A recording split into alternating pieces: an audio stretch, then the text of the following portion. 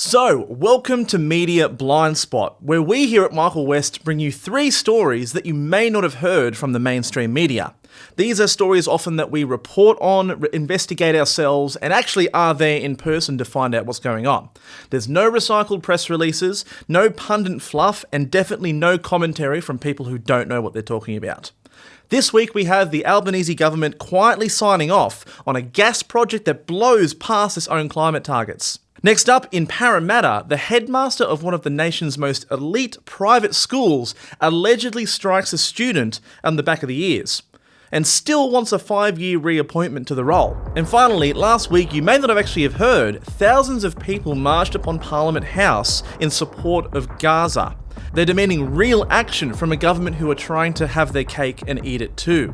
My name is Josh, and for the West Report, let's get into it.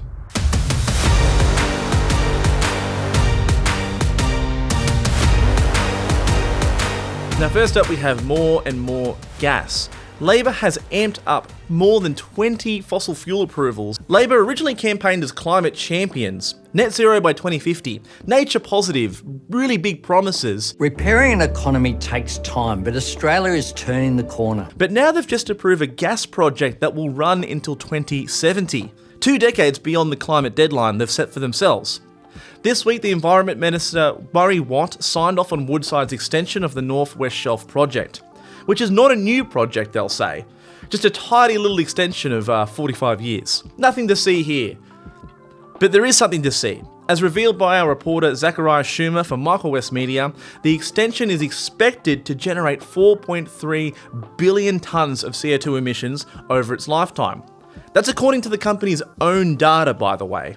It's highlighted by the Australia Institute and reported on by Michael West as well.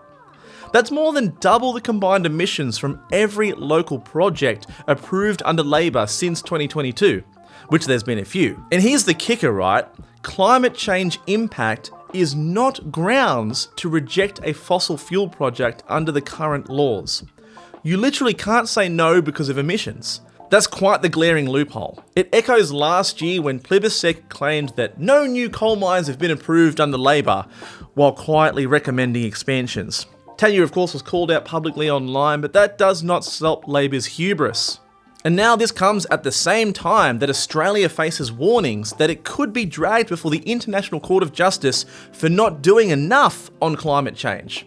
The ICJ's landmark legal opinion, released this month, confirms that governments may be held liable for climate damage caused by their fossil fuel approvals. The example here would be the Solomon Islands, which has been going through catastrophic climate change and rising waters for the last 20 years. If the government won't legislate climate accountability, then it's up to us to call it what it is, a betrayal to the voters. You can check out the full investigation by our journalist Zach Schumer, now on the website michaelwest.com.au. And while the Albanese government tries to quietly tick off another 4 years of coal and fossil fuel expansions, behind closed doors at one of Australia's richest private schools, a different kind of power play is being protected. So next up is the King's School scandal, a slap heard all around Parramatta. The headmaster of King's Schools is currently on leave. Officially, it's for shingles. Unofficially, it's because he allegedly clipped a student over the ear during a theology class.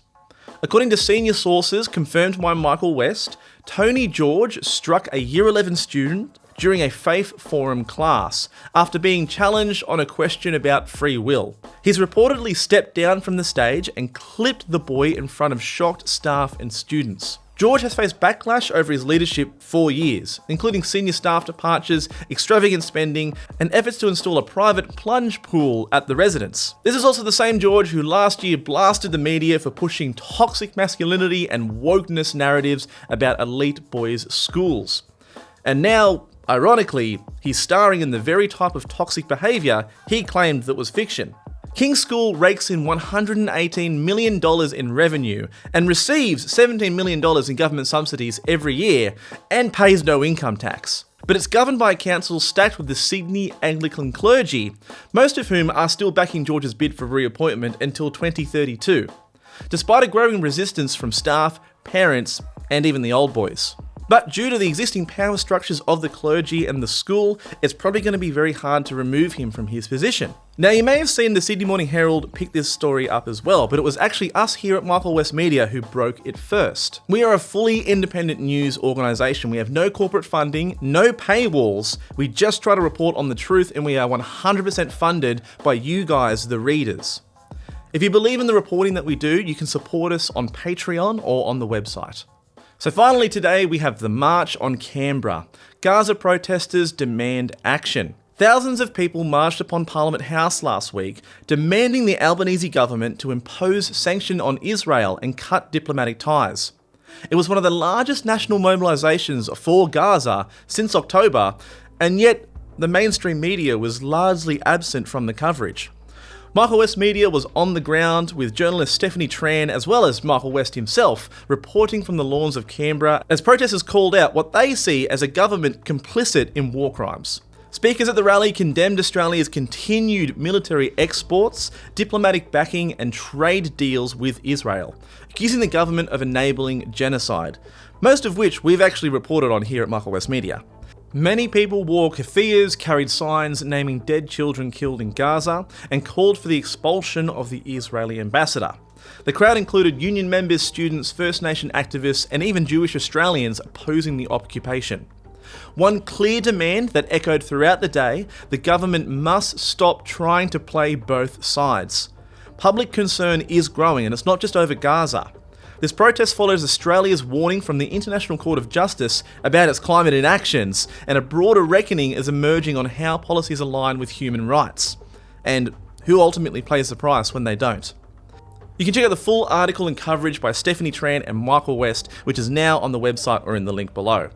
My name is Josh, and thank you so much for tuning in to Media Blindspot, a short and sweet segment trying to give you guys the real news on what's going on. If you like our work and want to support us, feel free to chuck in a comment or a like or share our work on social media, as well as you can jump over to patreon.com to support us financially. My name is Josh, and for the West Report, thanks for tuning in.